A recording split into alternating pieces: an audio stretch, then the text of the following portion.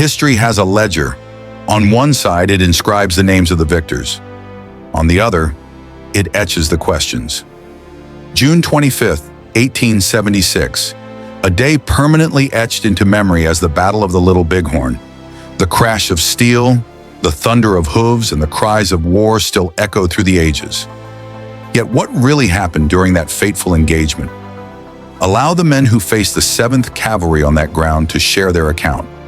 The courageous combatants who were there. Consider Two Moon, an esteemed Cheyenne chief who led his band in the fight. The brave Cheyenne leader, young Two Moon, who charged without fear into the conflict. He Dog, a seasoned Sioux chief who battled alongside Crazy Horse. And White Shield, a gallant Cheyenne fighter who stood against the foe with steadfast bravery.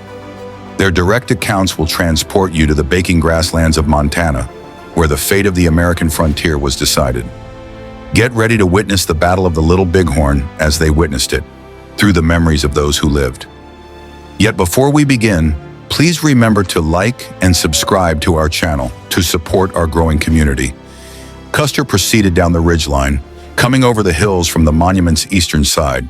The Cheyenne and Sioux fighters poured out from the gully at the bottom of Reno Hill and swarmed around. Custer came up from the rear of the ridge, where his memorial is placed today, and arrayed his soldiers all along its crest. They moved down into the gully until they were lost from view. The Cheyenne and Sioux rushed upward on the western side, out from the Little Bighorn Valley. Custer had split his force into detachments along the high ground. They got off their horses. The troopers who stepped down along the ridge seemed to lead their mounts down the far side. The men posted by the hill, where the monument now stands and where I am positioned, had horses of a gray color, all completely visible in the open. The Sioux and Cheyenne filled the valley, rushing like a wave toward the gray horses where Longhair was positioned.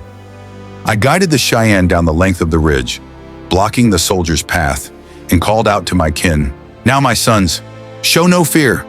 They surged forward behind me, yelling and shooting. We broke the soldiers' formation and swept over the crest. A separate party of fighters, Sioux and others, came from beyond the ridge. When I got to them, I slid off my white horse and motioned for my warriors to stop. We filled our guns again and fired a round into the closest group of troopers, so near that every shot told. That first blast killed them all. We kept moving down the ridge, shooting without pause at the soldiers' posts. I turned my horse around, calling my men together with a shout, "With me!" Many of my Cheyenne kin had already been killed, so I dug my heels in, yelling, "Today is the final day you will follow your chief." I rode again toward the group of gray horses on the hilltop. Warriors poured after me, screaming and firing.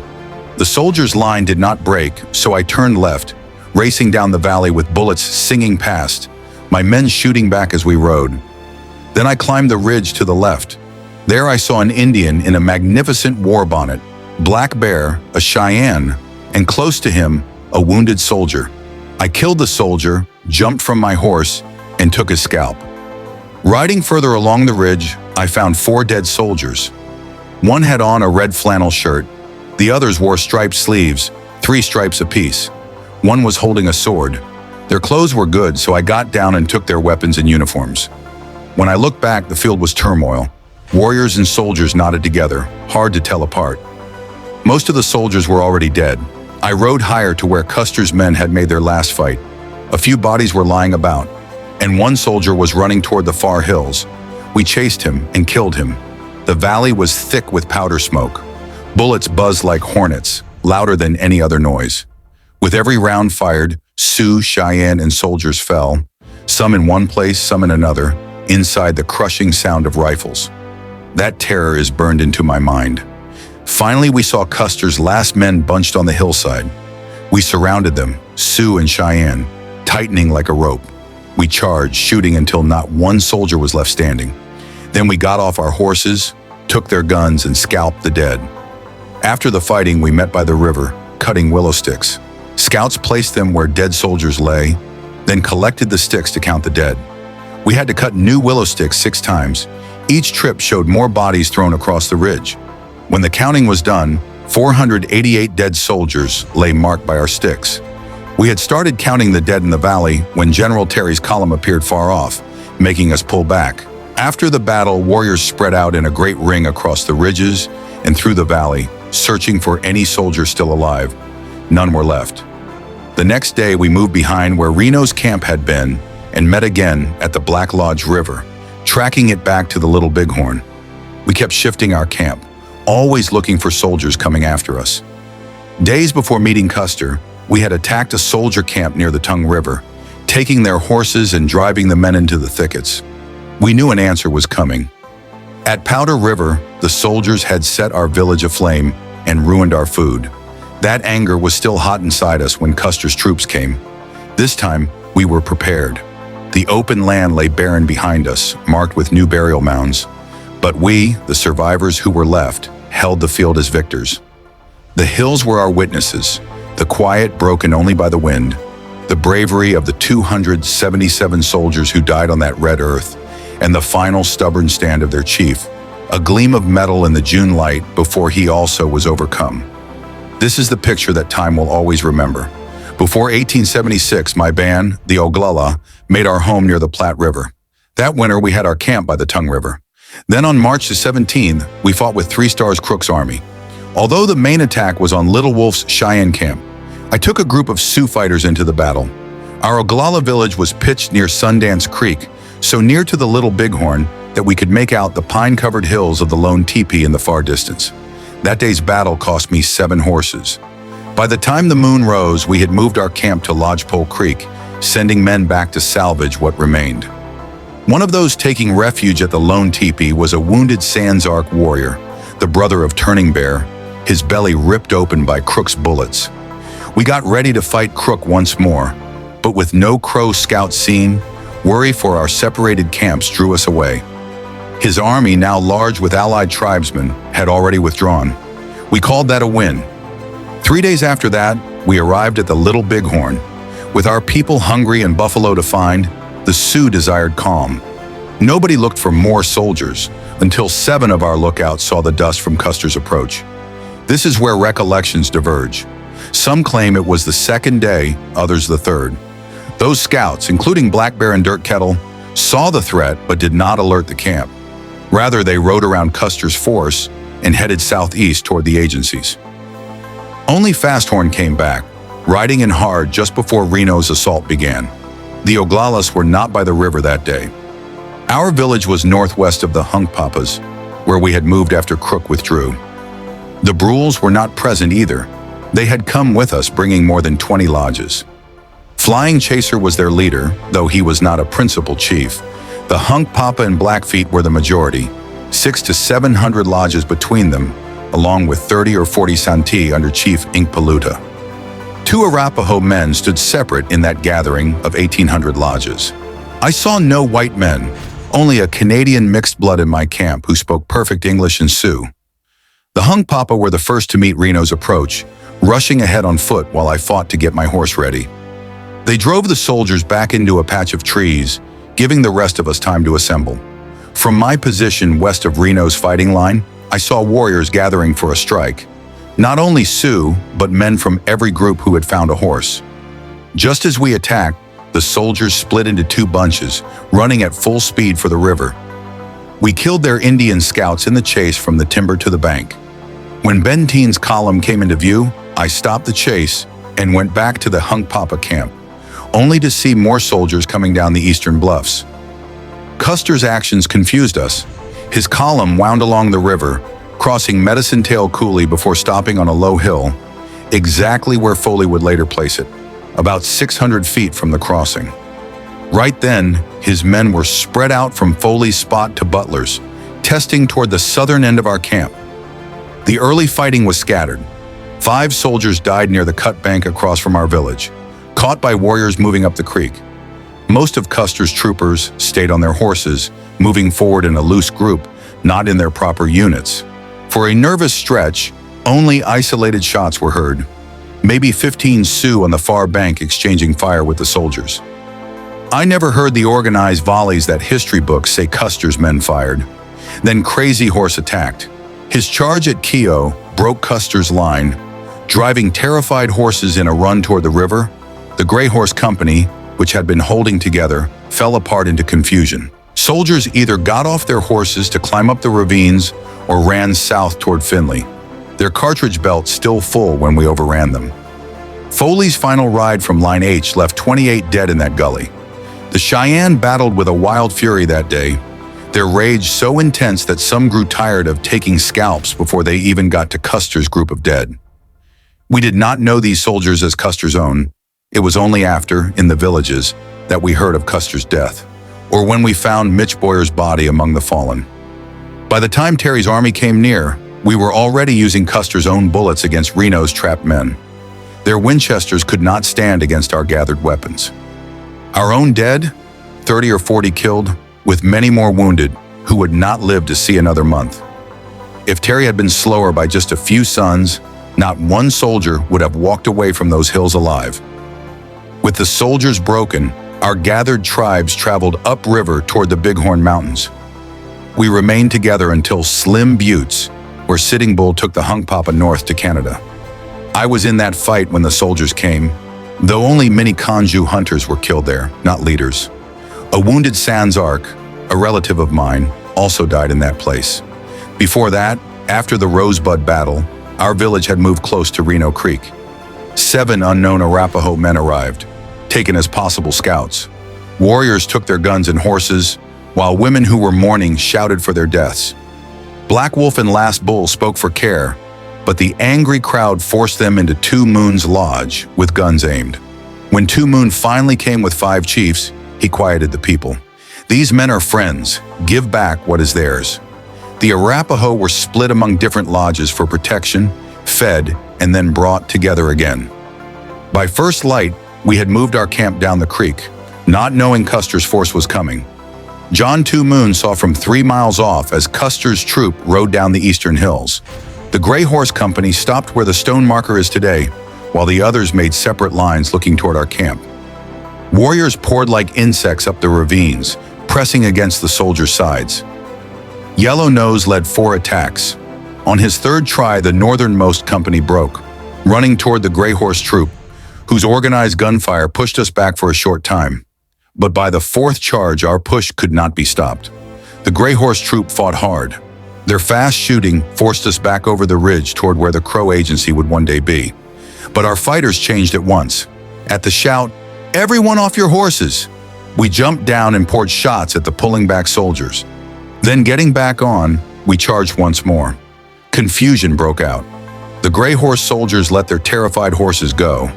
Some ran through our lines toward the river. When we reached the hilltop, we saw the other 2 companies stuck near the water.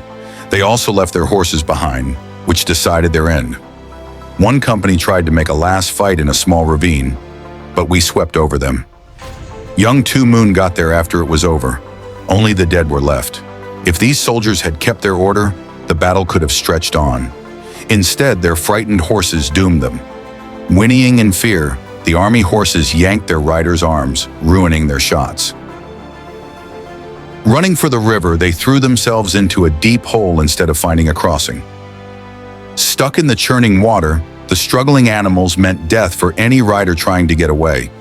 The sheer size of our camp meant we had impossible numbers. Over 200 Cheyenne lodges, each with 4 to 6 warriors. 6 bigger Sioux villages, with men who had come from as far as the Missouri River. Odds of 40 to 1 at the height of the fighting. This was no chance. Many moons earlier, we had sent messengers to the agencies of Red Cloud and Spotted Tail. Every fighter who wished to come answered. The Lakota Alliance brought together an army no single soldier column could match. With Yankton Sioux adding their lodges to the gathering, our count grew to 1,700 lodges, 8,500 warriors by a careful guess. Yet Custer's fatal mistake was not only misjudging our numbers, but also not joining his attack with Reno's. If they had hit the village at the same time from 2 sides, the confusion might have helped the cavalry. Instead, the battle became separate, broken disasters. In the dark, some of Reno's men crept down to the river, not only for water, but chasing scared horses that had run to the stream. We took those lost animals quietly, adding them to our own herds. At first light, one shirtless soldier made a run that should have killed him. Wading through water whipped by bullets, holding a cup and canteen.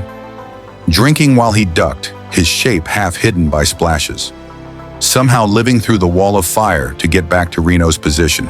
By noon, our scouts brought news of more soldiers coming. We left the fight so fast that Reno's men did not know they were saved until they saw our dust moving up the river. I was fishing quietly with Blackstone and my nephew when trouble first showed. The boy told me, "A warrior in full dress just rode by, looking for more than deer." From the hill, the far-off rattle of guns and running shapes showed Reno's charge had started. Getting back to camp, I found only my mother holding my war pony. My fighting shirt was already taken, claimed by Bulletproof, who had put a kingfisher charm on his head. As I readied my weapons, the horizon filled with soldiers, Custer's final advance. 7 clear troops coming forward, their gray horses shining, warriors already gathering like blackbirds toward the high ground. My choice to move around low while others attack straight on. The final sight those soldiers ever witnessed was Cheyenne coming up from below and Sioux streaming down from the ridges, a trap born not from planning, but from burning fury. With me stood only Roan Bear, Bobtail Horse, and a few more. Mad Wolf warned, "Wait! Too many soldiers! Keep shooting, but hold!" Then the Gray Horse Troop got off their horses near the creek, their action spreading back through Custer's lines as every company did the same. The instant their feet touched the ground, our shots reached them. Decisive moments in the battle. Contrary Big Belly's attack shattered the soldier's order, his bold charge spreading panic among their animals. Yellow Nose's famous blow, my half-brother saw him capture a troop flag, striking it in the middle of the fight. The company's terrified horses ran wild, pulling their handlers through the dirt. The feigned withdrawal. When warriors yelled, "The soldiers are coming," most troops pulled back, but the Gray Horsemen held their ground where their stone marker now sits under the sun. 3 troops had already lost their mounts when I moved around near where the road runs today. What I saw there stays in my hands like the warmth from a fired gun. Empty-handed troopers. Half a company fought with only pistols, their rifles lost in the rush of animals. The hill of no safety. Men from broken units tried to reach the Gray Horse position, only to be killed on every part of the slope. The sorrel horse's flight. 1 rider got away, just 1. The rest died with their horses in that last ring. The Gray Horse Troop's tight discipline almost saved them, until 4 desperate companies crowded onto their ground. Even then, aim missed. Their organized fire went over our heads as we pressed flat against the earth. Horses became tombs. Animals shot from under them made walls of kicking flesh. The arithmetic of battle. 3 companies were finished before the last 3 even got to the hill. That rider on the sorrel? He carried no banner, only the tale of how 8,500 warriors wiped Longhair's name from the world of the living. Feel the raw details, the weight of pistols in close fighting, the scream of dying horses. This isn't history recalled, it's history felt through the eyes of those who shaped it. As the last soldier dropped, warriors rushed forward, tomahawks shining, arrows singing, knives gleaming, to make sure no wounded man lived. Old Bear and Kills in the Night, both still alive in 1915, chased after the single rider on the sorrel horse. The Sioux fired first, a bullet that flew past its target. Old Bear's second shot struck true between the shoulder blades. When they reached the fallen soldier, his fine boots still held a sheathed knife. By the riverbank, at the edge of the Gray Horse formation, lay an officer in buckskin, fringed shirt darkened with dirt and blood, red neckcloth now a soaked rag, that famous light hair tangled with ground dust. Warriors moved with purpose through the wreckage. Taking from the dead, the buckskin-clad officer was slowly stripped of his recognizable clothes. Gathering weapons, every pistol, sword, and bullet belt was taken. Proving courage, young men touched weapons to the dead to show their bravery. And as the last sounds of combat died over the little Bighorn, a ghost of a question remained in the trampled grass, one that still breathes through the years. What really occurred in Custer's final breaths? We understand how he died, but not what he saw. We know who took his fringed garments, but not the words they spoke. We know where the sorrel horse ran, but not the knowledge lost with its rider. This is more than history. It is mankind's most compelling untold tale. Now it's your turn. The comment section is not just a box below, it's the campfire. We've told our story. What question burns in your mind now? Was it the stolen flag? Never seen again? The unnamed warrior whose strike changed everything? Or the final lost words, swallowed by the very wind that whispers to you through your speakers? Tell us below. Let's keep this story alive. Please click on the like button, subscribe, and tap the bell so you're always notified when we explore the past.